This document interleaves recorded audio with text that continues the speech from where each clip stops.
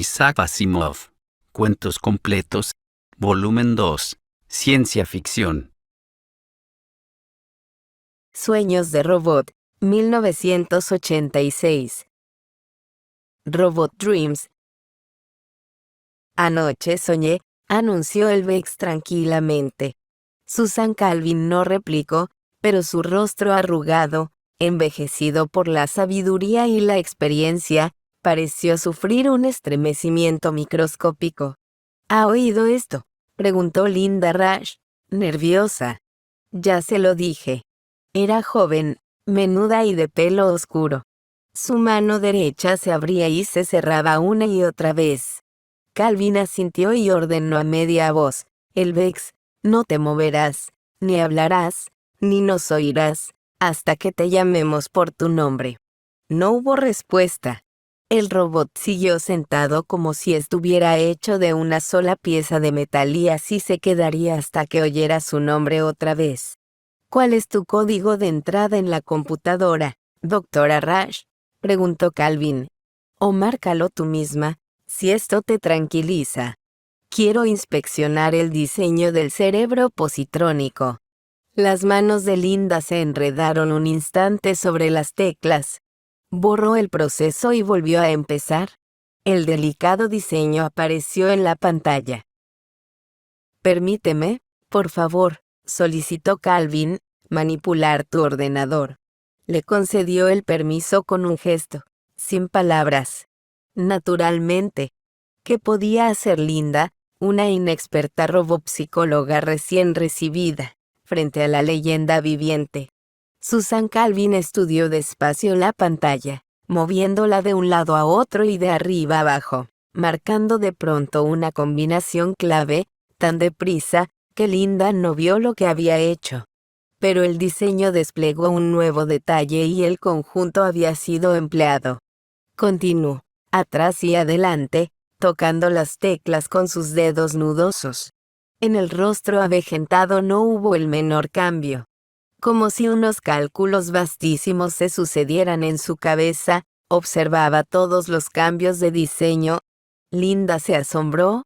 Era imposible analizar un diseño sin la ayuda, por lo menos, de una computadora de mano. No obstante, la vieja simplemente observaba. ¿Tendría acaso una computadora implantada en su cráneo? ¿O era que su cerebro durante décadas no había hecho otra cosa que inventar, estudiar y analizar los diseños de cerebros positrónicos? Captaba los diseños como Mozart captaba la notación de una sinfonía. ¿Qué es lo que has hecho, Rush?, dijo Calvin, por fin. Linda, algo avergonzada, contestó: he utilizado la geometría fractal. Ya me he dado cuenta, pero ¿por qué? Nunca se había hecho. Pensé que a lo mejor produciría un diseño cerebral con complejidad añadida, posiblemente más cercano al cerebro humano. ¿Consultaste a alguien? Lo hiciste todo por tu cuenta. No consulté a nadie. Lo hice sola. Los ojos ya apagados de la doctora miraron fijamente a la joven. No tenías derecho a hacerlo. Tu nombre es Rush. Hace juego con tu nombre. ¿Quién eres tú para obrar sin consultar? Yo misma, Susan Calvin, lo hubiera discutido antes. Temí que se me impidiera. Por supuesto que se te hubiera impedido. Vana. Su voz se quebró pese a que se esforzaba por mantenerla firme. Van a despedirme. Posiblemente, respondió Calvin. O tal vez te asciendan. Depende de lo que yo piense cuando haya terminado. Va usted a desmantelar él. Por poco se le escapa el nombre que hubiera reactivado al robot y cometido un nuevo error. No podía permitirse otra equivocación. Si es que ya no era demasiado tarde, va a desmantelar al robot. En ese momento se dio cuenta de que la vieja llevaba una pistola electrónica en el bolsillo de su bata. La doctora Calvin había venido preparada para eso precisamente. Veremos, temporizó Calvin, el robot puede resultar demasiado valioso para desmantelarlo. ¿Pero cómo puede soñar? Has logrado un cerebro positrónico sorprendentemente parecido al cerebro humano. Los cerebros humanos tienen que soñar para reorganizarse, desprenderse periódicamente de trabas y confusiones. Quizás ocurra lo mismo con este robot y por las mismas razones. ¿Le has preguntado lo que ha soñado? No, la mandé llamar a usted tan pronto como me dijo que había soñado. Después de eso, ya no podía tratar el caso yo sola. Una leve sonrisa iluminó el rostro de Calvin. Hay límites que tu locura no te permite rebasar y me alegro. En realidad, más que alegrarme me tranquiliza. Veamos ahora lo que podemos descubrir juntas. El Vex llamó con voz autoritaria. La cabeza del robot se volvió hacia ella. Sí, doctora Calvin. ¿Cómo sabes que has soñado? Era por la noche, todo estaba a oscuras, doctora Calvin, explicó el Vex, cuando de pronto aparece una luz. Aunque yo no veo lo que causa su aparición. Veo cosas que no tienen relación con lo que concibo como realidad. Oigo cosas. Reacciono de forma extraña. Buscando en mi vocabulario palabras para expresar lo que me ocurría, me encontré con la palabra sueño. Estudiando su significado llegué a la conclusión de que estaba soñando. Me pregunto cómo tenía sueño en tu vocabulario. Linda interrumpió rápidamente, haciendo callar al robot. Le imprimí un vocabulario humano. Pensé que. Así que pensó, murmuró Calvin. Estoy asombrada. Pensé que podía necesitar el verbo. Ya sabe, jamás soñé que algo parecido. ¿Cuántas veces has soñado, el Vex? Preguntó Calvin. Todas las noches, doctora Calvin, desde que me di cuenta de mi existencia. 10 noches, intervino Linda con ansiedad, pero me lo ha dicho esta mañana. ¿Por qué lo has callado hasta esta mañana, el Vex? Porque ha sido esta mañana, doctora Calvin, cuando me he convencido de que soñaba. Hasta entonces pensaba que había sido un fallo de mi cerebro positrónico, pero no sabía encontrarlo. Finalmente, decidí que debía ser un sueño. ¿Y qué sueñas? Sueño casi siempre lo mismo, doctora Calvin. Los detalles son diferentes, pero siempre me parece ver un gran panorama en el que hay robots trabajando. Robots, el VIX, y también seres humanos. En mi sueño no veo seres humanos, doctora Calvin. Al principio, no, solo robots. ¿Qué hacen, el VIX? Trabajan, doctora Calvin. Veo a algunos haciendo de mineros en la profundidad de la tierra y a otros trabajando con calor y radiaciones. Veo a algunos en fábricas y otros bajo las aguas del mar. Calvin se volvió a Linda. El Vex tiene solo 10 días y estoy segura de que no ha salido de la estación de pruebas. ¿Cómo sabe tanto de robots? Linda miró una silla como si deseara sentarse, pero la vieja estaba de pie.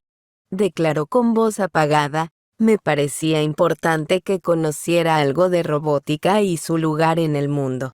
Pensé que podía resultar particularmente adaptable para hacer de capataz con su nuevo cerebro, declaró con voz apagada. ¿Su cerebro fractal? Sí. Calvin asintió y se volvió hacia el robot, y viste el fondo del mar, el interior de la Tierra, la superficie de la Tierra, y también el espacio, me imagino. También vi robots trabajando en el espacio, dijo el Vex. Fue al ver todo esto, con detalles cambiantes al mirar de un lugar a otro, lo que me hizo darme cuenta de que lo que yo veía no estaba de acuerdo con la realidad y me llevó a la conclusión de que estaba soñando. ¿Y qué más viste, el Vex?